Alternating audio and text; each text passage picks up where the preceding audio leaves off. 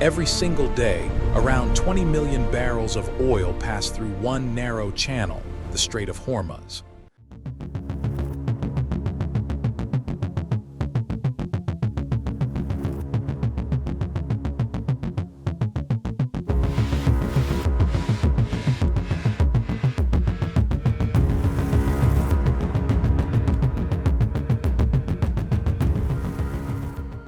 That's roughly 20% of all the petroleum the entire world consumes, squeezed through a gap barely 21 miles wide at its tightest point. On one side is Oman, on the other, Iran. And right now, in 2026, the United States and Iran are in direct military conflict just miles from this waterway. If this strait closes, even for days, oil markets go into triple-digit shock. Gas prices, food prices, shipping costs, everything your economy depends on breaks. Today, we go inside the Strait of Hormuz, the geography, the weapons, the economics, and the one calculation that has kept the world from breaking for decades. This is the most dangerous 21 miles on the planet. Let's break it down. The entire story starts here, the Persian Gulf, a nearly enclosed sea with only one exit. To the north, Iran. To the south, Oman and the UAE. The gap between them is barely 21 miles at its tightest. Inside that gap, 2 inbound and 2 outbound shipping lanes, each only about 2 miles wide. The ships that use those lanes aren't small. A supertanker here carries 2 million barrels of crude, its hull taller than a 6-story building. Seen from above, even these giants look tiny inside the lane, which tells you everything about the scale of traffic. In 2024, roughly 20 million barrels of oil pass through here every single day, about 20% of all global petroleum consumption. That oil comes from Iraq, Kuwait, Saudi Arabia, UAE, Qatar, and Iran, all funneling into this single exit point. Once through the strait, 84% of that oil heads east to China, India, Japan, and South Korea. Those are the refineries, factories, and power grids that keep Asia running, all dependent on this one waterway. And beyond crude oil, roughly a fifth of all global LNG, mostly from Qatar, also transits here. Saudi Arabia does have a bypass pipeline, the east-west, crossing the country to the Red Sea coast. The UAE has a smaller bypass pipeline leading to the Fujairah port on the Gulf of Oman. Combined, those pipelines can bypass about 2.6 million barrels per day. The strait carries 20 million. The math tells the story. For the vast majority of this oil, there is no alternative. The ships are not optional, they are mandatory. Iran's coastline runs the entire northern edge of the strait, and it's packed with ports, naval bases, and military assets. 3 small islands in the middle of the strait, Abu Musa and the Tunbs, are controlled by Iran and sit right in the shipping lanes. The water here is also shallow, many sections less than 60 meters deep, which changes everything about how warfare works here. Iran knows it cannot win a conventional naval fight against the US. So it built a different kind of arsenal, built for this specific geography. The IRGC's first layer, thousands of fast attack speedboats, armed, maneuverable, and designed to swarm. One speedboat isn't a threat to a warship. 50 converging from all directions at once, that's a radar and ammunition management nightmare. Below the surface, small diesel-electric submarines that can sit quietly on the shallow seafloor, waiting. In shallow, warm, salty water, acoustic sonar bounces unpredictably, giving these submarines a natural cloaking advantage. From the mountains overlooking the strait, mobile anti-ship missile launchers capable of hitting targets 300+ kilometers away. They fire, then immediately move and disappear into underground bunkers, nearly impossible to locate and destroy. The most feared weapon costs almost nothing: a naval mine sitting silently on the seafloor, listening for the acoustic signature of a specific ship. Mines can be deployed from small fishing boats at night, no radar signature, no warning, no announcement. When a tanker passes overhead, the mine sensor recognizes the sound profile and detonates. No contact required. This is not new. In the 1980s tanker war, over 400 civilian ships were attacked in this very waterway. In 1988, the USS Samuel B. Roberts struck an Iranian mine. The U.S. responded with Operation Praying Mantis, the largest naval surface battle since World War II. Today, the U.S. Navy's Fifth Fleet is permanently stationed in Bahrain, its headquarters right at the edge of the Gulf. A U.S. carrier strike group in the Arabian Sea means air superiority, long-range strikes, and presence that cannot be ignored. A carrier can launch a fighter jet every few seconds, establishing complete dominance over a defined airspace. The Aegis combat system on U.S. destroyers can track and simultaneously engage over 100 incoming threats, a supercomputer in a warship. Arleigh Burke-class destroyers form a defensive ring around the carrier, each one a formidable weapons platform on its own. The E-2D Hawkeye flies high above the fleet, its enormous radar dome watching hundreds of miles of sea and sky simultaneously. It can see deep into Iranian airspace, providing warning time that changes the outcome of incoming threats. If a drone or missile gets through everything else, the last line of defense is the SIWS, an autonomous 20 cannon that fires thousands of rounds per minute. The U.S. Navy is also deploying directed energy weapons, actual lasers that burn drones out of the sky for the cost of a few dollars per shot. To counter mines, MH-53 Sea Dragon helicopters tow magnetic sleds through the water, triggering smart mines at a safe distance. The mine detonates harmlessly away from the ship, but finding every single one in 180 kilometers of active waterway takes weeks, not hours. That is the core conflict. A trillion-dollar technological shield versus a cheap, asymmetric swarm built specifically to exhaust it. And right now, these two forces sail within literal miles of each other every single day. The IRGC conducts regular exercises in the Strait, live fire, missile launches, drone swarms, visible to U.S. sensors the entire time. Iran's drone capability is not to be underestimated. It's been battle-tested across multiple regional conflicts. And U.S. defenses are impressive. But every interceptor missile costs hundreds of thousands of dollars, and Iran can launch cheaply and in volume. Submarines add the underwater dimension, a dimension that historically has caused the most catastrophic surprises in naval warfare. Anti-submarine warfare involves sonobuoys, helicopters, and patience, in a body of water that actively fights back against sonar. Mine clearance diving is painstaking, dangerous, deliberate work. You cannot speed it up without risking lives and ships. The 1988 Roberts mining proved that even a single mine can trigger a regional conflict, and the weapons today are far more advanced. The world of 1988 had no stealth drones, no precision swarm attacks, and a global supply chain a fraction of today's size. The stakes have multiplied. When conflict escalates, markets react within minutes, and oil markets are among the most reactive on Earth. A stop movement order from shipping companies would freeze hundreds of vessels, some carrying billions of dollars in cargo each.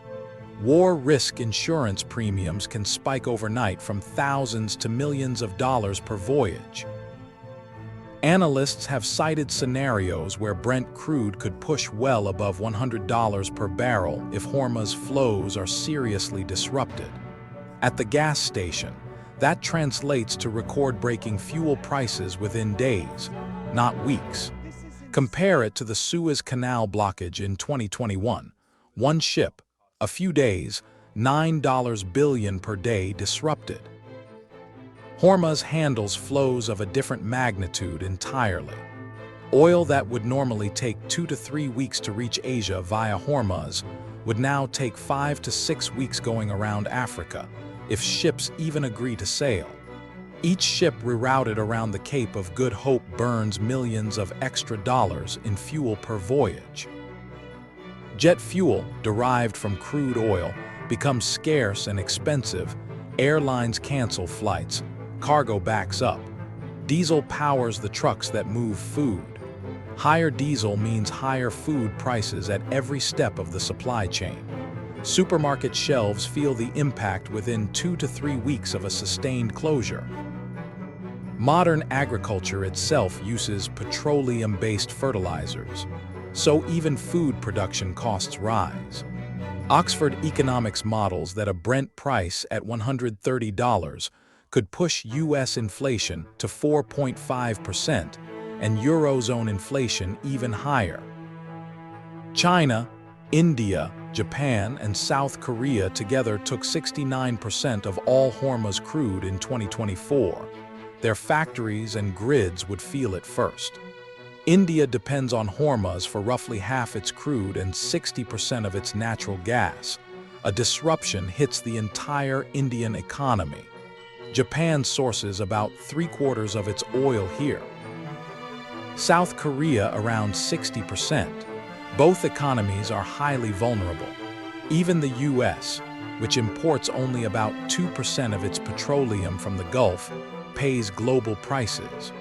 A Hormuz closure raises your gas prices whether or not U.S. oil goes through the strait. About 70% of OPEC plus spare production capacity sits in Gulf states, and that reserve is locked behind the same bottleneck. And military experts estimate that sweeping the entire strait clean of smart mines could take anywhere from weeks to several months, because mines don't announce themselves. You find them by patience, sensors, and precision, or by a ship hitting one. The escalation ladder matters. Every step up, from exercises to harassment to mines to strikes, raises the threshold for de-escalation. History shows the biggest risk isn't a deliberate war, it's a miscalculation. A radar reading wrong. A patrol boat getting too close. A single diplomatic failure in a distant capital can set off a chain of events that happens faster than anyone can stop. And Hormuz is not alone. The Bab el-Mandeb Strait in the Red Sea is also under pressure, creating the possibility of 2 choke points disrupted simultaneously. If both Hormuz and Bab el-Mandeb go down, the energy isolation of major economies is not theoretical. It becomes a reality. Strategic petroleum reserves in the U.S., Europe, and Japan exist precisely for this scenario, emergency buffers against supply shocks. But those reserves are measured in months, not years, and a prolonged crisis would drain them faster than they can be replenished. Marine insurance markets, centered in London, price in war risk in real time. Premium spiking is a leading indicator of what happens next. Many civilian captains refuse to sail into active combat zones. Crew shortages add to the disruption, because there are limits to what insurance can buy. The U.S. and allies can establish air superiority above the strait relatively quickly. Finding the mobile missile launchers hidden in mountain terrain is a different challenge entirely. The Zagros Mountains are jagged, deep, and offer hundreds of miles of terrain cover, the perfect hiding place for a truck that fires and moves. Underground tunnel networks in Iran can shelter entire missile battalions from air strikes, making complete disarmament difficult. The most effective immediate response is a convoy escort system, warships protecting civilian tankers through the contested lane. But escort operations have limits, and a single miscalculation can escalate the entire situation within minutes. In the 1980s tanker war, over 400 civilian ships were attacked. Today's global economy is far more interconnected. The scale of disruption would be proportionally larger. On any given day, around 3,000 vessels transit the strait per month. That's roughly 100 ships per day that the world depends on. Global supply chains are optimized for efficiency, not resilience. A 2-week disruption can break inventory systems built on just-in-time delivery. The existential pressure on political leaders to reopen the strait quickly is enormous, because the cost of delay compounds every hour. This is why the Strait of Hormuz is called a geopolitical hostage. It forces adversaries to tolerate each other because war costs everyone too much. The world is transitioning away from fossil fuels, but that transition is measured in decades, not years. Aviation, shipping, heavy industry, and agriculture cannot run on electricity today. Oil dependence is not a car problem. It's a civilization problem. Projected global oil demand remains high well into the 2040s, which means Hormuz remains a critical vulnerability for at least another generation. Behind every oil price number are real people, merchant sailors running scheduled routes, doing their jobs between two of the world's most powerful militaries. They are not combatants. They are not decision makers, but they are the ones closest to the consequences. Every single day, U.S. warships and IRGC vessels conduct what amounts to a high-stakes staring contest at sea. Every year, the technology gets more capable on both sides. The U.S. builds smarter radars and longer-range lasers, and Iran builds stealthier drones and deadlier mines. The cost of maintaining this deterrence equilibrium is measured in billions per year. Aircraft carriers, destroyers, patrols, and naval readiness. Caught in the background, the Persian Gulf's own ecosystem, corals, fisheries, and marine biology bearing the risk of accidents and war.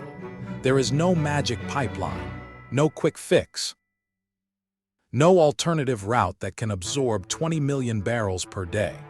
From oil well to your gas tank, every link in that chain passes through this 21-mile strait.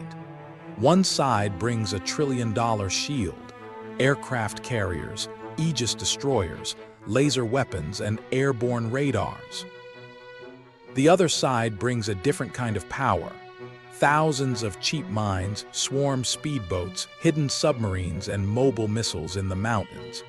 And so far, neither side has pulled the trigger on a full escalation, because both sides understand what it would cost. The real deterrent is not a warship or a missile. It is the global GDP chart and what it looks like if the strait goes dark. As of today, the ships keep moving. The oil keeps flowing. The deterrence holds. Every sunrise over the strait is a quiet victory. One more day, the world's most dangerous choke point stayed open. 20 million barrels a day, 20% of the planet's oil, 21 miles wide, and a bypass that covers only 2.6 million barrels. In the middle of all of it, a cargo ship flying a flag, moving oil no one thinks about until the day they have to. If the lights ever go out in the Strait of Hormuz, the rest of the world goes dark with it. The long-term answer is diversification, renewable energy, new routes, and diplomacy that builds trust between adversaries who share the same water. Until then, this 21-mile stretch of water remains the most consequential real estate on the planet. Because in the Strait of Hormuz, every tanker that passes through safely is not just delivering oil, it's delivering the world's next 24 hours.